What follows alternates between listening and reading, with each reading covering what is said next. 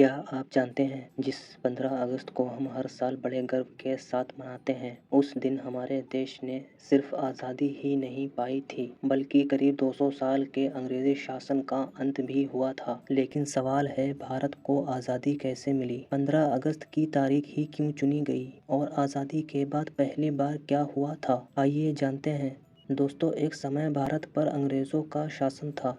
शुरुआत में east India company Bharat में व्यापार करने आई थी, लेकिन धीरे धीरे कंपनी ने भारत के कई हिस्सों पर अपना कब्जा जमा लिया। बाद में भारत पर सीधे अंग्रेज़ों की सरकार का शासन हो गया। अंग्रेज़ों के शासन से भारतीय लोग खुश नहीं थे। लोग अपने देश को आज़ाद देखना चाहते थे। इसीलिए भारत के लोगों ने अंग्रेज़ों के खिलाफ लंबे समय तक लड़ाई लड़ी। सन 1857 में अंग्रेज़ों के खिलाफ एक बड़ा विद्रोह हुआ। इसे भारत का पहला स्वतंत्रता संग्राम भी कहा जाता है। इसके बाद आज़ादी की लड़ाई और तेज होती गई। समय के साथ बहुत से आंदोलन हुए। इन आंदोलनों में लाखों लोगों ने हिस्सा लिया। आज़ादी की लड़ाई में महात्मा गांधी का बहुत बड़ा योगदान था। उन्होंने लोगों को अंग्रेज़ों के खिलाफ अहिंसा और सत्याग्रह के रास्ते पर चलने के लिए कहा। उनके नेतृत्व में कई बड़े आंदोलन हुए, जैसे कि सहयोग आंदोलन 1920, सविनय अवज्ञा आंदोलन 1930 और भारत छोड़ो आंदोलन 1942। 1942 में गांधी जी ने अंग्रेजों के खिलाफ करो या मरो का नारा दिया। इन आंदोलनों ने अंग्रेजी सरकार पर बहुत बड़ा दबाव बनाया। लेकिन आज़ादी की लड़ाई में सिर्फ गांधी जी ही नहीं थे। देश के बहुत से क्रांतिकारियों ने अपना जीवन देश के नाम कर दिया, जिसमें भगत सिंह, चंद्रशेखर आजाद, राम प्रसाद बिस्मिल, अशफाक उल्लाह खां और ऐसे ही हजारों लोगों ने देश की आज़ादी के लिए संघर्ष किया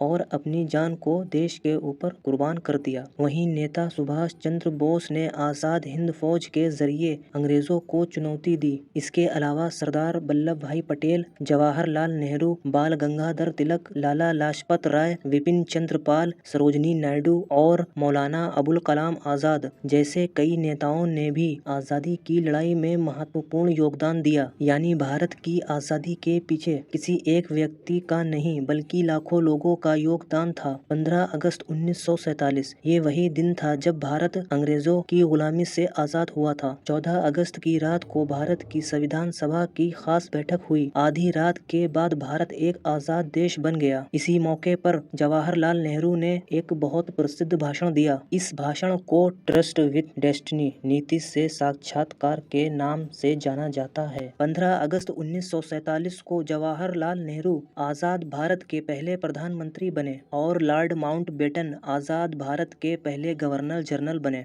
अंग्रेजों ने पहले भारत को आज़ादी देने के लिए जून 1948 तक का समय तय किया था, लेकिन बाद में भारत को आज़ादी देने की तारीख 15 अगस्त 1947 की तय की गई। इस तारीख को चुनने में उस समय के वायसराय लॉर्ड माउंटबेटन की भी खास भूमिका थी। 15 अगस्त उनके लिए एक खास तारीख थी क्योंकि 15 अगस्त 1945 को जापान ने द्वितीय विश्व युद्ध में आत्मसमर्पण किया था और इसी तरह 15 अगस्त 1947 भारत के इतिहास की सबसे महत्वपूर्ण तारीख बन गई। चलिए जानते हैं 15 अगस्त हमें क्या सिखाता है। 15 अगस्त सिर्फ छुट्टी मनाने या झंडा फहराने का दिन नहीं है। ये दिन हमें उन सभी लोगों को याद करने का मौका देता है जिन्होंने देश की आज़ादी के लिए अपना जीवन कुर्बान कर दिया। ये दिन हमें देश से प्यार करना और एक दूसरे के साथ मिलकर रहना और अपने देश के प्रति अपनी जिम्मेदारियों को निभाना सिखाता है। तो सिर्फ इतना याद रखिए, इस तिरंगे के पीछे लाखों लोगों का संघर्ष है। आज़ादी सिर्फ एक अधिकार नहीं है बल्कि एक जिम्मेदारी भी है। तो इस स्वतंत्रता